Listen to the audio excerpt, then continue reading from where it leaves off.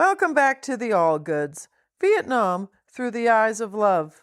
I'm Elisa Allgood, and today is December 17th, back in 1971. It's a Friday, and we only have one letter from today. And that wasn't a creative choice. That was the mail. My dad has just been transferred to Ton Son Air Base in Saigon, and once again, the rhythm of their correspondence is disrupted. And there's no letter from him today. It's just silence. And in this story, silence always means something. And in this part of the letter, I'm pretty sure it was the move. So today, we hear only from my mom. And she's responding to a few threads that have been hanging out in the air for a few weeks now. The questions that they ask each other that have answers that have a little bit of a lag time. And one of the things she responds to is the dude from Homestead and the guy that told her that all men cheat and that love won't protect you from betrayal. It really rattled her at the time, and she hasn't forgotten it. But my father's response has really helped her be grounded in what she knows to be true about her marriage. What strikes me in reading this years later is that Homestead won't just be a passing reference in our lives. A few years from now, after my parents are out of the Air Force, we'll end up in Miami, just north of Homestead Air Force Base. The uniforms will be gone for my parents, but the base itself and base life, the commissary, the BX, and the orbit of military life, it would still be part of our world and part of the world that I grew up in. But here, in December of 1971, none of this is known yet. What is known is this: she is very pregnant now. The kind of pregnant where language changes. The kind of pregnant where the doctor stops talking in weeks and starts saying one word: anytime now. The baby has dropped, and the head is down and locked. Christmas is close. Birth is even closer. In the middle of all of it, my mom, she still has room for humor. She's even joking about the timing of my birth around the bowl games, and she hopes that I come before January 1st so it doesn't interfere her watching the bowl games, which is so funny. We now know, and I'll tell you, that my birthday is January 7th, so we are still a few weeks away from her delivering, and we'll get to hear what it was like all of the time leading up to the delivery of me. Anyway, here's my mom, Sarah, writing to my dad, Dick, on December 17th, 1971. My precious darling, I say thank God so many times for letting me be the luckiest girl in the world. I am married to the greatest, sweetest man ever. I got 2 great letters today. One of them was 5 pages long. I loved it. You ramble like I do so many times. I'm glad you agree that the dude from Homestead was full of shit. He probably wouldn't have gotten to me if, number 1, I wasn't so very pregnant, and number 2, I hadn't had several shooters. I know my chickie would never screw around on me. Even if you did, and I didn't know it, how could it hurt? I know how horny you must get. I love you, darling. I've got my chin up, don't you worry. I get depressed now without really understanding why. I talked to Dr. Brecken about it today, and he said it was perfectly normal at this stage. You know, normally I'm not one to cry over nothing.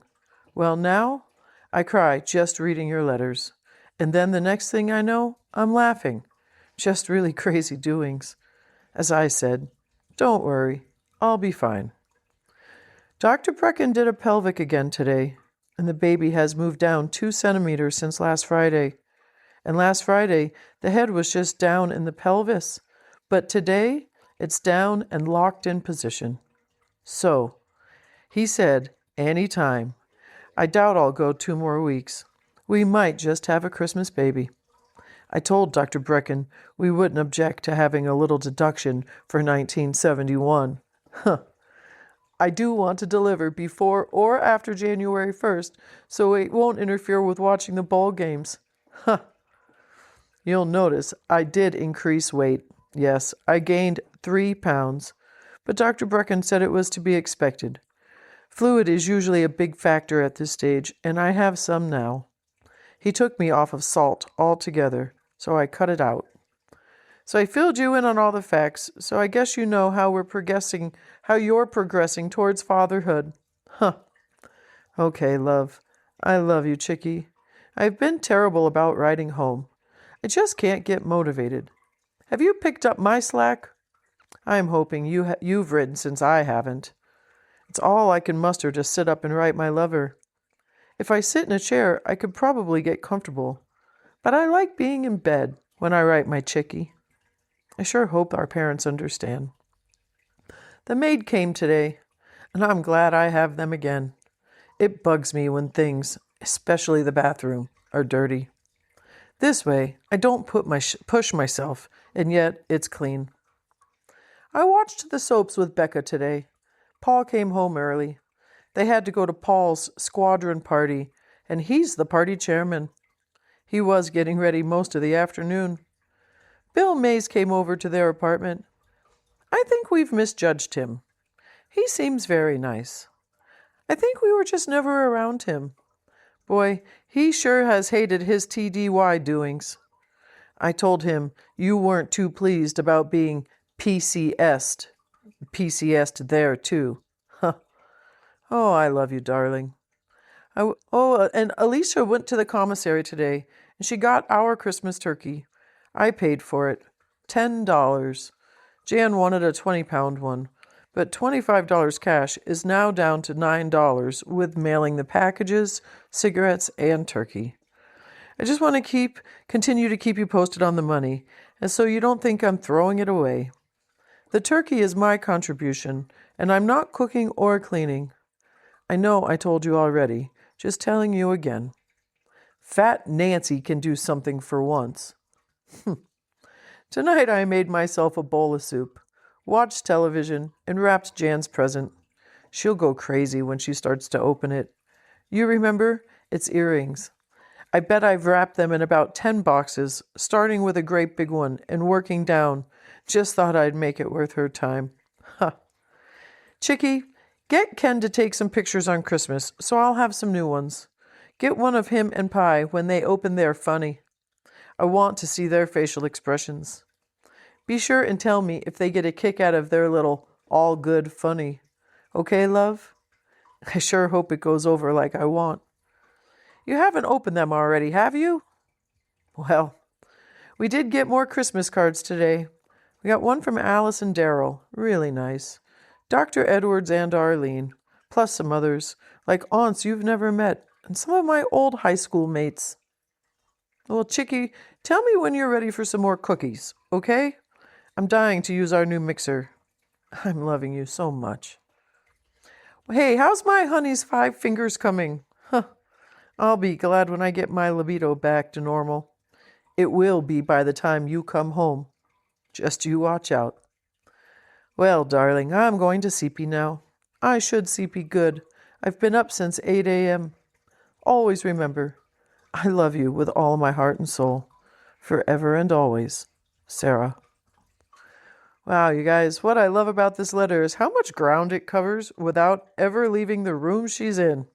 She's in the bed, and she's pushing back against doubt, against the idea that love is flimsy or temporary.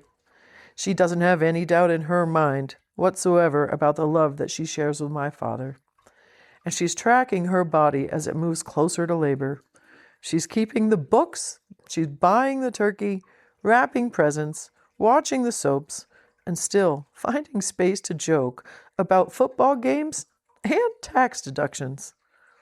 This is what late pregnancy looks like in real time in 1971 for Sarah Allgood, who's pregnant with me, Elisa Cecilia. It's not quiet, and it's not super poetic, it's just lived, everyday life. And somewhere across the world, my dad is settling into a new base in Saigon. He's trying to get his footing again, while my mom's body is doing something neither of them can control or delay. The baby has dropped, and the clock has changed. And even when the mail goes quiet, this love story, this war story, my parents' love story, and the story of me. It keeps moving forward. So if you're following along, thank you for being here and listening to the end. You can support this project by sharing it with a friend or following to like or subscribe wherever you listen. Thanks again, friends, and we'll see you in the next letter.